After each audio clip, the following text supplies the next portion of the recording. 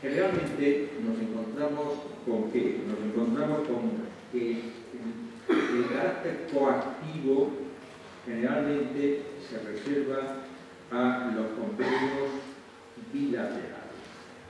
Generalmente los convenios multilaterales no llegan a tener carácter coactivo. Más que nada son recomendaciones y modelos que luego sirven para que los estados de la zona pues se acaben mirando en él y lo acaben adoptando. Pero directamente, particularmente si pensamos en el caso de, pues no son directamente vinculantes, salvo que pues, se produzcan las remisiones correspondientes a las prácticas del tratado. Pero es que, aunque no sean vinculantes, es evidente que cuando se produce pues, una cierta parálisis a la hora de concertar acuerdos y convenios, pues tienen toda la legitimidad del curso científico y la experiencia y el prestigio de las instituciones que lo avalan. De manera que nos encontramos con un derecho que no sería vinculante, pero con unas normas que no carecerían de él. De hecho, a veces, y como siempre los españoles, pues los tribunales españoles incluso toman como criterio interpretativo para soluciones de esta naturaleza preceptos del convenio de la OCDE para interpretar soluciones internacionales. No estaba obligado a ello, pero que ahí está y por tanto pues a veces nos puede servir para corregir esa solución. Bueno, decíamos que estamos en una lucha activa, ¿no? Para corregir eso que hemos dicho que no es fácil. Y para ello se aplican distintas técnicas. Las técnicas que se aplican,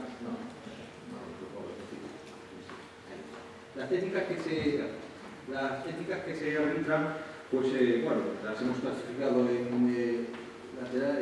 multilaterales y unilaterales, pero bueno, en definitiva se puede introducir la clasificación, si bien pues, podemos extraer algunas variantes. Y me permito pues, entonces tener presente la transparencia. La forma de corregir la doble imposición, pues se puede corregir pues, actuando sobre la cuota, o se puede corregir actuando sobre otros elementos del tributo, actuando sobre la base imponible. Por ejemplo, el tercero de los que destacamos, el método de deducción, es justamente eso. Es considerar como un gasto deducible de la base imponible el impuesto en un determinado país, el impuesto satisfecho en otro país. Un gasto deducible, es una medida que prácticamente no se aplica, pero ahí está. Otra solución, y sigo por abajo, es el método del tipo impositivo especial. Es decir, si se trata de rentas que se han obtenido en el extranjero, evidentemente tributarán en el extranjero, y si quien la reside, por ejemplo, en España, pues también tributará en España. Claro, si meterlas sagradas dos veces, pues, sería especialmente duro.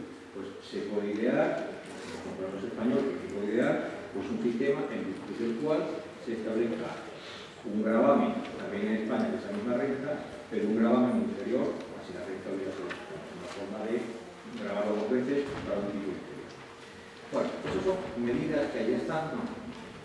Y luego después tenemos otra serie de mecanismos que son los más usuales, que son el método de exención y el método de imputación.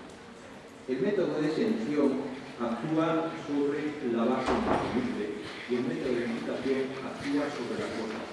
Tanto el método de exención como el método de imputación tienen al menos dos variables, ¿no? Dos grandes variables. El método de exención íntegra sería algo así como una renta o un patrimonio susceptible de ser ofrecido a gravamen en los países, no sometiendo a gravamen en uno de ellos. Exención. Esa base imponible no se tiene en cuenta. Se grava aquí, no se grava aquí. La otra posibilidad que también actúa sobre la base imponible es exención con progresividad. Vamos a ver. La renta solo se va a someter a uno de los estados, pero sin embargo se va a tener en cuenta para calcular el tipo de gravamen a aplicar a la renta que sí efectivamente se somete a gravamen. Eso, evidentemente, se reconoce la capacidad económica del contribuyente, su renta mundial, pero solo se somete a gravamen pues aquella renta que ha tenido, por ejemplo, en el sistema doble impuesto. Otro sistema, decíamos, es el método de imputación y también el método de modalidades, íntegra u ordinaria. Muy bien, una renta se somete a gravamen en dos estados y el estado generalmente es el estado de la fuente, el estado de residencia, el domicilio fiscal de la empresa. Dice, pues muy bien, usted paga aquí todos los impuestos que correspondan, pero se admite la deducción por este mismo concepto, pongamos impuestos sobre sociedades, de lo que usted haya pagado en ese país donde se haya desarrollado esa renta. Que admite, como decía, dos posibilidades. Método de imputación íntegra, si todo lo satisfecho en el extranjero es deducible. Método de imputación ordinaria es que como máximo que se deduzca lo mismo que por esa renta que en España. Porque evidentemente pues, estamos dándole una disminución en las cantidades. Bueno, ¿qué significa eso? Pues significa que existen distintas formas de enfocar, de encarar este problema de la doble imposición. Y estos problemas pues, se han venido solventando históricamente de diferentes maneras. ¿Por qué? Pues porque el mundo evoluciona y económicamente las cosas pues, no son ahora como eran hace una serie de años, ¿no? ¿Qué quiere decir con eso? Pues naturalmente que en función de cómo queda distribuida la riqueza mundial, pues proliferan más unos sistemas de corrección de la imposición que otros. ¿Qué es lo que les interesa en un momento dado a países que están en desarrollo? Pues naturalmente los países que están en desarrollo lo que les interesa es que se realicen muchas inversiones en su país.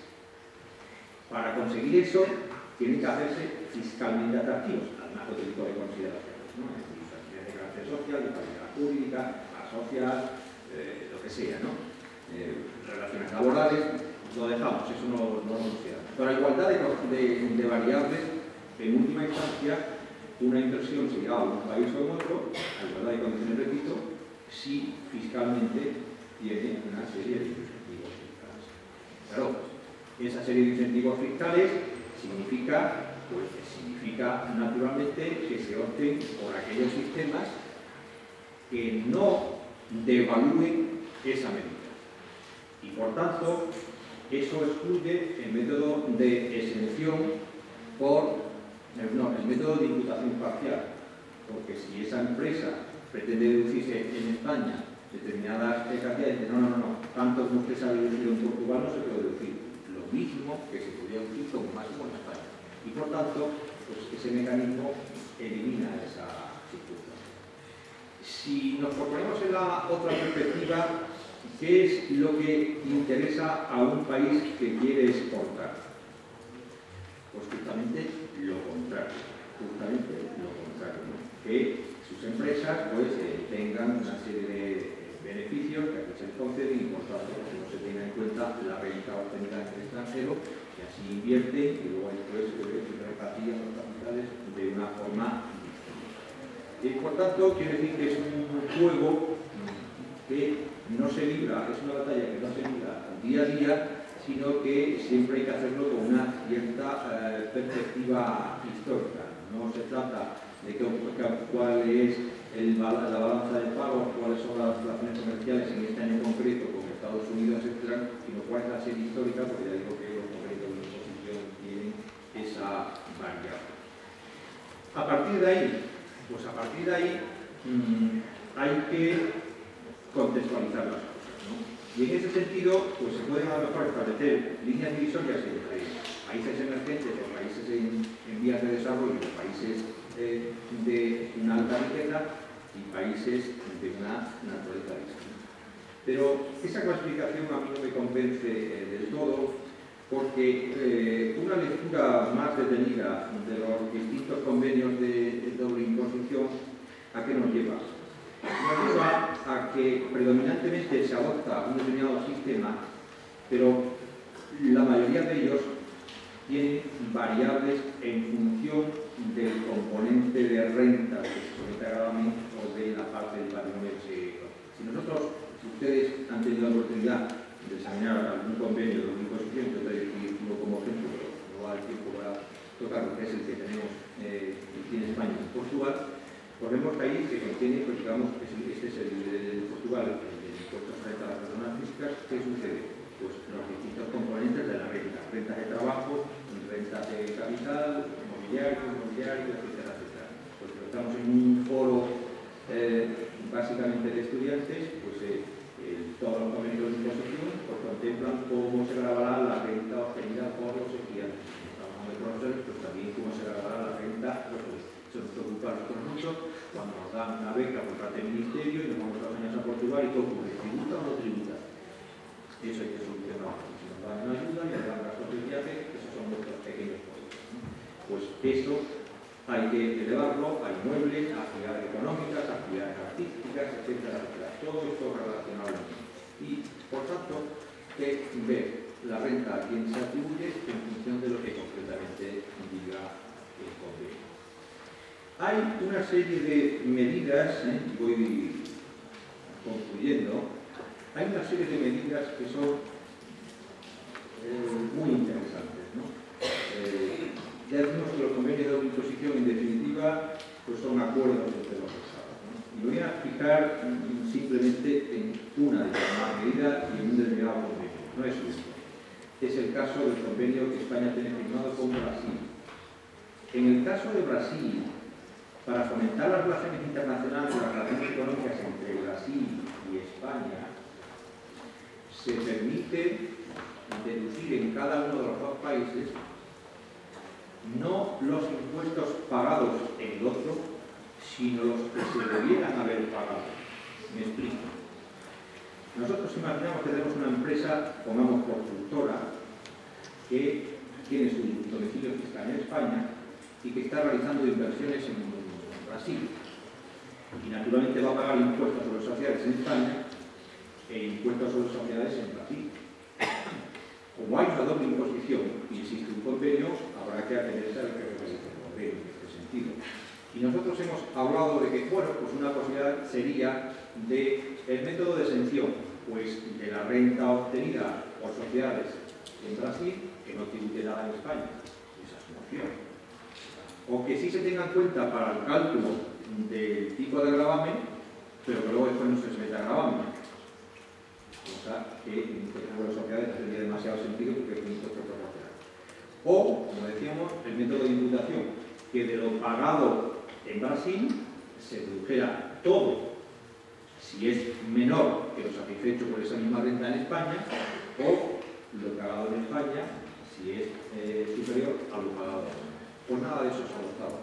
Lo que se ha adoptado es que en el impuesto sobre sociedades español se reduciría lo que se debería haber pagado por parte de esa empresa en Brasil, independientemente de los beneficios fiscales que en Brasil se hayan aplicado. Imagínense ustedes que en un momento determinado el tipo nominal, el impuesto sobre sociedades en Brasil es el 20%, pero esta empresa ha realizado, pues, por su forma jurídica o por las inversiones que ha realizado, deducciones en I+D, etcétera, etcétera, al final ha acabado tributando al 15%. Claro, ha pagado menos cuota. ¿Qué se deduce en España? ¿El 20% que nominalmente le correspondía o el 15% que efectivamente era satisfecho? Se le permite deducir el 20%. ¿Qué es lo que hace? Evidentemente fomentar las inversiones en Brasil. ¿De acuerdo?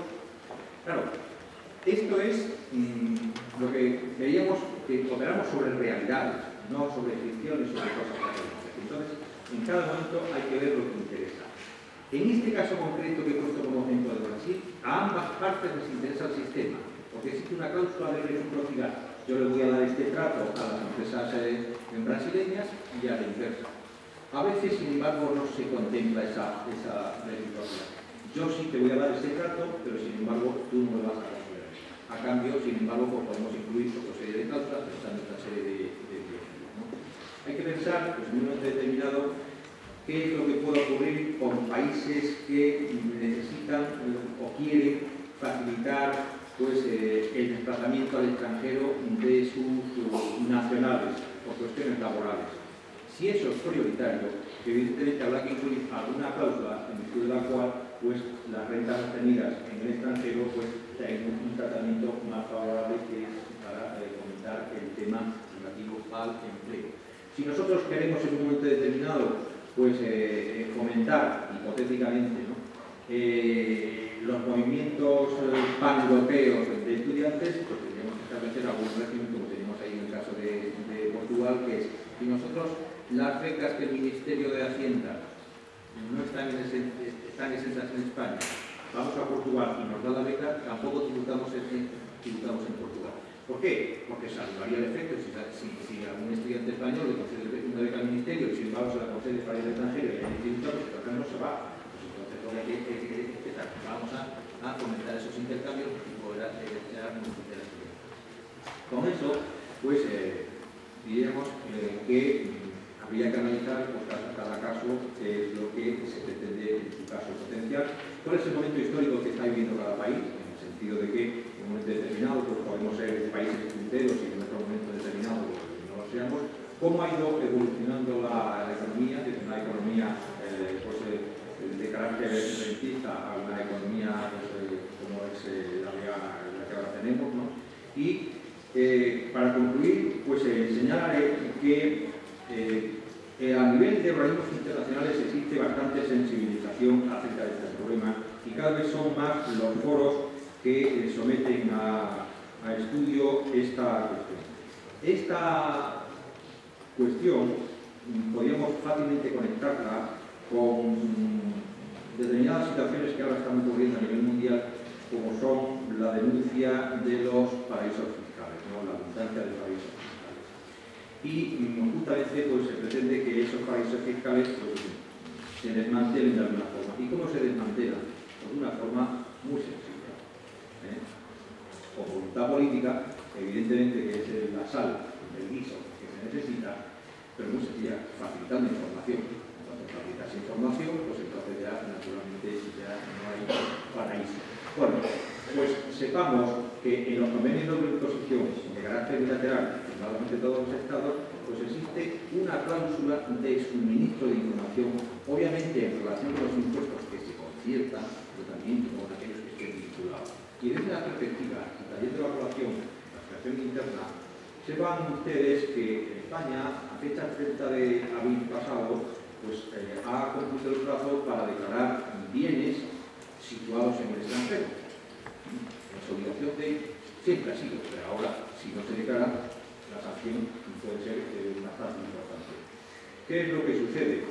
Pues echando mano de los distintos convenios de imposición, no hace falta firmar nada más, no hay que decirle a Portugal si San Merino titular de no sé qué bienes, porque parece que está recibiendo pues, una renta de alquiler procedente de Portugal, o aquí tendrá un bien inmueble que alquila periódicamente y que no la compra.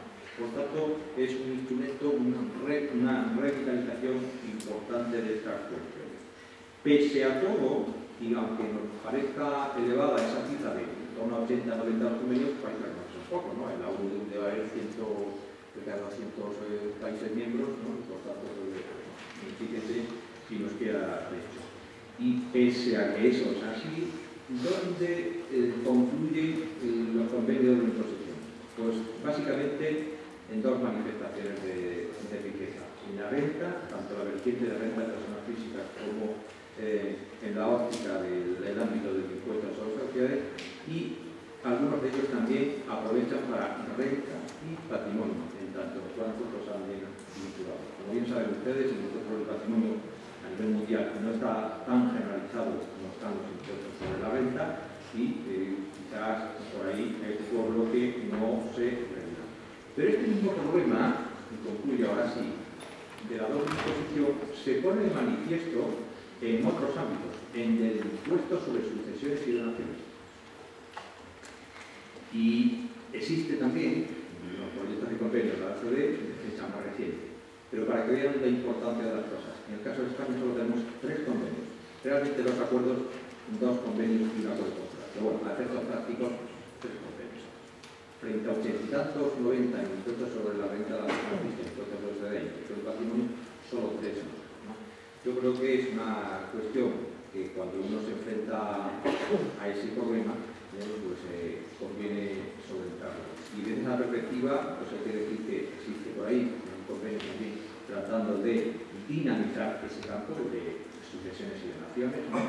Y existen otras acciones en las que no quiero entrar porque son ámbitos muy localizados, muy importantes, ¿no? Que sería todas las medidas para corregir la doble imposición que en el seno de la Unión Europea se está llevando a cabo, pero que yo creo que ya esto debería del tiempo que se nos ha dado y de la paciencia que ustedes tienen. Muchas gracias.